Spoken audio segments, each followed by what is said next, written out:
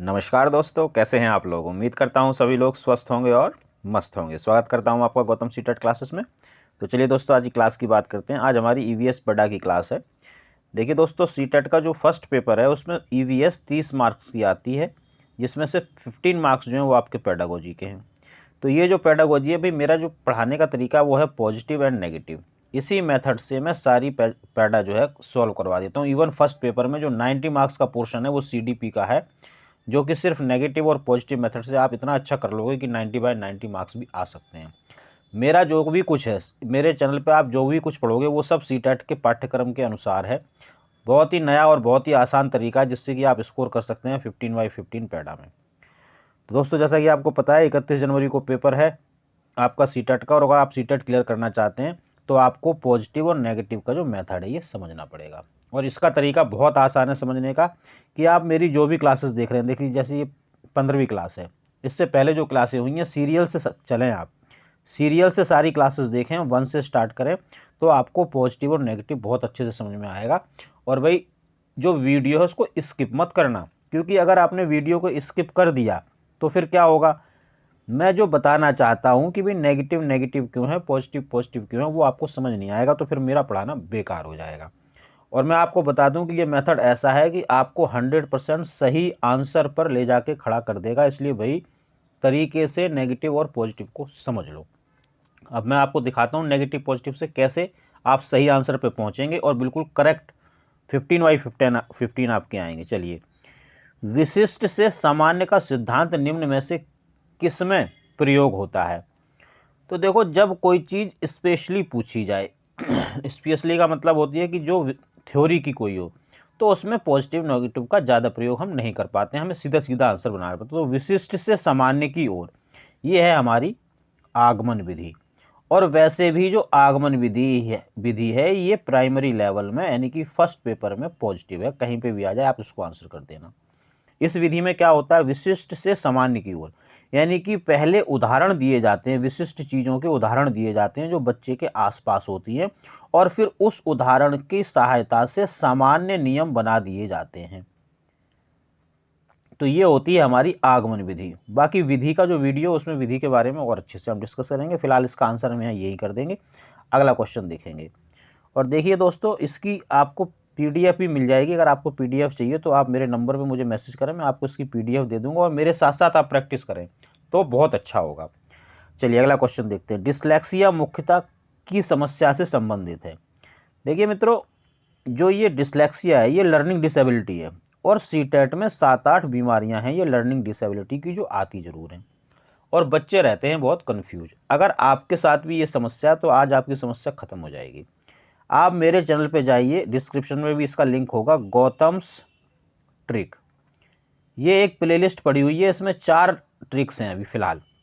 अगर आपने 4 ट्रिक्स पढ़ ली हैं तो आप समझ लो कि 1/2 यानी कि आधा सीटेट का जो थ्योरी बेस्ड जो कंटेंट आता है वो आपका क्लियर हो जाएगा। बड़े आराम से चारों ट्रिक आप याद हो जाएंगी, आपको याद हो जाएंगी, और ऐसी याद हो जाएंगी आप ज़िंदगी में कभी भूलोगे नहीं।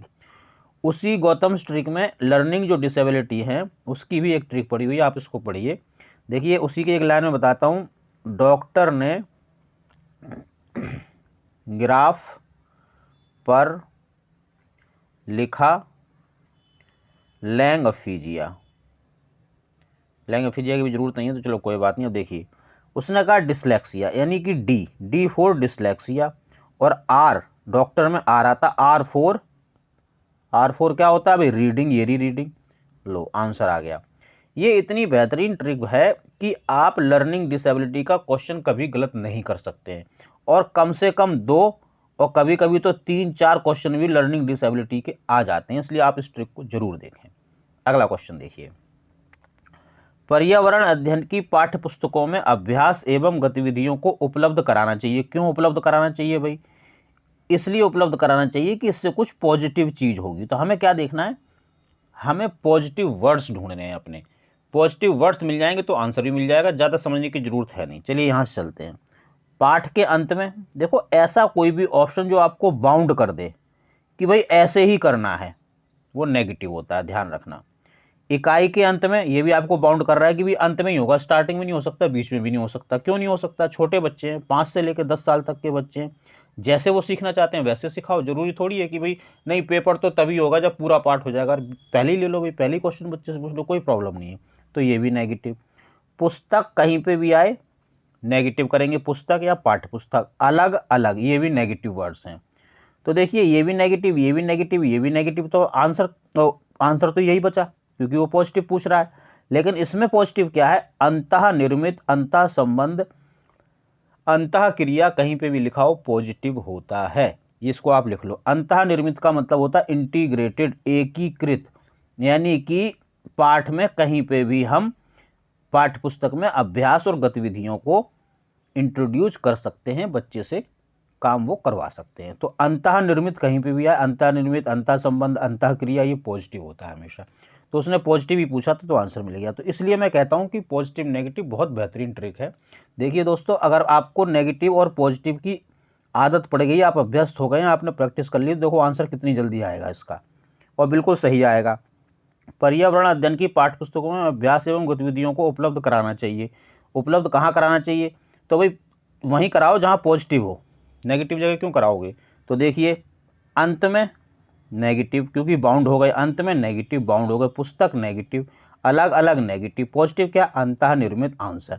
अब इसमें आपको ना कुछ थ्योरी समझनी, ना कुछ समझना, ना क्वेश्चन समझना, ना आंसर समझना, बस वर्ड्स समझने हैं, पॉजिटिव और नेगेटिव। अगला क्वेश्चन देखें। पर्यावरण अध्ययन के शिक्षक को क्या करना चाहिए? भाई पॉजिटिव चीज़ करनी चाहिए। मैं बार बार बताता हूँ कि क्वेश्चन को इस तरह से पढ़ने की हैबिट बनाइए कि वो पॉजिटिव पूछ रहा है या नेगेटिव। जैसे ही आपको ये पता चला, आप ये मत समझो क्या पूछ रहा है, बस ये देखो पॉजिटिव पूछ रहा है नेगेटिव। ज़्यादा समझोगे फंस जाओगे सीटेट में। तो पॉजिटिव पूछ रहा है, तो पॉजिटिव पूछ रहा है तो पॉजिटिव क्या ढूंढेंगे? पॉजिटिव वर्ड ढूंढेंगे, या वो ऑप्शन ढूंढेंगे जिसमें पॉजिटिव सेंस आ रहा हो। चलिए यहाँ से चलते हैं। विशेषतः पुस्तकों और परीक्षाओं पर ध्यान देना चाहिए। पुस्तक और परीक्षा दोनों वर्ड नेगेटिव हैं। देखिए जो पुस्तक है ये हमें बाउंड कर देती है कि जो पुस्तक के अंदर लिखा हुआ हम बच्चों को वही पढ़ाएं। और आपको पता है बच्चों को पुस्तकें पसंद तो हैं, लेकिन इतनी पसंद नहीं कि वो उसी में खो जाए। कुछ टाइम बाद आप और बच्चा दोनों ही पुस्तक से बोर हो जाएगा, तो नेगेटिव। परीक्षा का तो नाम सुन के ही बच्चा डर जाता है, और ऐसी कोई भी चीज़ जिससे बच्चा अनकंफर्टेबल महसूस करे वो नेगेटिव होती है। विशेषता प्रयोगों पर ध्यान देना चाहिए। अब देखो प्रयोग कराना ठीक है, मेरे हिसाब से प्रयोग कराना ठीक है, लेकिन विशेषता यानी कि ज़्यादा से ज़्यादा प्रयोग ही कराए जाएं, इसका मतलब ये हुआ। तो अब क्योंकि ये ठीक है तो इसको थोड़ा हम होल्ड कर देते हैं। हालांकि मैं बता सकता हूँ कि ये नेगेटिव किस तरह से, लेकिन पहले अभी इसे होल्ड रखेंगे। दूसरा देखो, अभिभावक के विचार को स्वीकार करना एवं सम्मान देना। देखिए स्वीकार करना और सम्मान देना ये दोनों पॉजिटिव हैं, लेकिन स्वीकार किसको करना है और सम्मान किसको देना है? अभिभावक को नहीं, अभिभावक है नेगेटिव। अभिभावक क्यों नेगेटिव है? देखिए जो सीटेट का जो सिलेबस है ये बच्चे के स्कूली जीवन के आसपास घूमता है, और स्कूली जीवन में अभिभावकों का जो योगदान है वो नील है। नील भी नहीं है तो लेकिन नील के बराबर ही समझ लो, मतलब 2-4%। अगर पीटीएम मीटिंग वगैरह होती है तो अभिभावक आते हैं, अदरवाइज कोई ज़रूरत नहीं होती। तो इसलिए अभिभावक नील है। अभिभावक जो है वो कैसे हैं? नेगेटिव हैं। अब आप नेगेटिव चीज़ को स्वीकार कर रहे हैं और सम्मान दे रहे हैं, तो ये पूरा सेंटेंस ही नेगेटिव हो गया, तो इसको भी छोड़ दो। बच्चों के दृष्टिकोण को स्वीकार करना एवं सम्मान देना चाहिए, बिल्कुल सही है, तो इसे ही आंसर करेंगे। अब देखो एक ये होल्ड पे भी था, ये तो दोनों नेगेटिव हो गए पूरी तरह से। ये होल्ड पे था, तो जब आप 2 में 3 में या 4 में फंस जाओ कि यार आंसर चारों लग रहे हैं, तीनों लग रहे हैं, दोनों लग रहे हैं, अब क्या करूं, तो इसका बहुत बढ़िया मंत्र है मेरे पास। पहली बात आप देखेंगे व्यापकता, कि व्यापकता कहाँ है, बच्चा कहाँ ज़्यादा सीख रहा है, बच्चा कहाँ ज़्यादा कंफर्टेबल फील कर रहा है, बच्चों को कहाँ वैल्यू दी जा रही है, बच्चा कहाँ क्रियात्मक हो रहा है, बच्चे की जो सोचने समझने की शक्ति है उसको कहाँ पोषण मिल रहा है। अगर ऐसी चीज़ आप देखें, जिस ऑप्शन में मिले वही आंसर करेंगे। तो देखिए इसमें क्या कहा उसने, विशेषता प्रयोग पर ही ध्यान दो और किसी चीज़ पर ध्यान मत दो। तो ये तो आप एक तरफा हो गए। जब भी एक तरफा हो जाओ उस सेंटेंस को नेगेटिव कर देना। अब यहाँ देखो बच्चों का जो दृष्टिकोण उसको स्वीकार कर रहे हैं, यानी बच्चों को अच्छा लगेगा जब टीचर बच्चे की बात मान रहा है। बच्चे के लिए इससे अच्छा क्या हो सकता है? और आप उसको सम्मान भी दे रहे हैं, तो बच्चा अपने आप को विशिष्ट महसूस करेगा, जो कि हमें उसको महसूस करवाना है। आंसर होगा ए। अब ये सारी कहानी तो मैंने आपको समझाई, लेकिन अगर आपको नेगेटिव पॉजिटिव की जानकारी हो गई तो इन सब चीज़ों की कुछ ज़रूरत नहीं है। देखिए, पर्यावरण शिक्षक अध्ययन के शिक्षक को पॉजिटिव चीज़ करनी चाहिए। पॉजिटिव देखिए, बच्चा तो पॉजिटिव होता ही हमेशा, उसका दृष्टिकोण को स्वीकार कर लिया पॉजिटिव, सम्मान दिया पॉजिटिव। अभिभावक नेगेटिव, पुस्तक नेगेटिव, परीक्षा नेगेटिव, विशेषता प्रयोग, ये एक तरफा सेंटेंस है, ध्यान रखें, एक तरफा सेंटेंस है ये, तो ये नेगेटिव होता है। तो negative negative negative positive positive positive answer. ज़्यादा कुछ समझने की जरूरत ही नहीं है इसमें, सीधा आंसर पे जाओगे आप। प्राथमिक स्तर पर बच्चे को आकलन करने का सर्वश्रेष्ठ तरीका क्या है? तो भाई पॉजिटिव चीज़ ही होनी चाहिए, नेगेटिव तो हो नहीं सकती। तो चलेंगे, गृह कार्य नेगेटिव, परीक्षा पॉजिटिव। अब बचा योगात्मक कार्य और पोर्टफोलियो। योगात्मक कार्य होता है एस ए मतलब समेटिव जो असेसमेंट होता है, और ये जो एस ए होता है ये भी परीक्षाएं ही होती हैं, आवधिक परीक्षाएं। योगात्मक परीक्षा कब होती है? जैसे 2 महीने बाद हुई, 3 महीने बाद, या 6 महीने बाद, या साल भर बाद जो परीक्षा होती है ये योगात्मक परीक्षा होती है। तो ये भी एक तरह की परीक्षा ही है, इसलिए ये भी नेगेटिव। पोर्टफोलियो है हमारा पॉजिटिव। ये पॉजिटिव वर्ड इतना है पोर्टफोलियो कि हमेशा आंसर बन के ही आता है, तो ये पॉजिटिव है। तो अब देख लीजिए आप, जब पॉजिटिव नेगेटिव के अभ्यस्त हो जाओगे, गृह कार्य नेगेटिव, आवधिक परीक्षा नेगेटिव, तो योगात्मक कार्य नेगेटिव, पोर्टफोलियो पॉजिटिव। देखो ये पूरी तरह नेगेटिव नहीं है, लेकिन लगभग ये नेगेटिव ही है। पोर्टफोलियो के सामने तो ये नेगेटिव, इसलिए आंसर हम ये करेंगे और आगे बढ़ जाएंगे। अब नेगेटिव और पॉजिटिव की प्रैक्टिस कैसे होगी, ये सबसे बड़ी समस्या है। तो इसके लिए मेरे पास एक PDF है, एक क्या मतलब हर सब्जेक्ट की PDF है, जिसमें लगभग 3000 क्वेश्चन हैं, जिसमें वो सब सीटेट के हैं, नेगेटिव पॉजिटिव की आप अच्छे से प्रैक्टिस कर सकते हैं। सोचो, जब एक ही मेथड यानी कि नेगेटिव और पॉजिटिव की आप 3000 बार प्रैक्टिस कर लोगे तो आप हो जाओगे परफेक्ट। भाई एक मेथड सीखो और उसकी प्रैक्टिस करो 3000, 4000, 5000 बार। 4-5 हज़ार मेथड मत सीखो, क्योंकि आप 4-5 हज़ार मेथड पहली बार तो सीख नहीं पाओगे। 100 मेथड भी सीखोगे और उनकी प्रैक्टिस आपने अगर 100 बार भी नहीं की तो फिर वो मेथड बेकार है, कोई समझ में नहीं आएगा। इसलिए एक मेथड सीखो और 3-4 हज़ार उसकी प्रैक्टिस करो, तब कुछ होगा सीटेट में। राष्ट्रीय पटचर्या की रूपरेखा 2005 यानी NCF 2005 के अनुसार निम्नलिखित में से कौन सी एक पर्यावरण अध्ययन की विषय वस्तु या थीम है?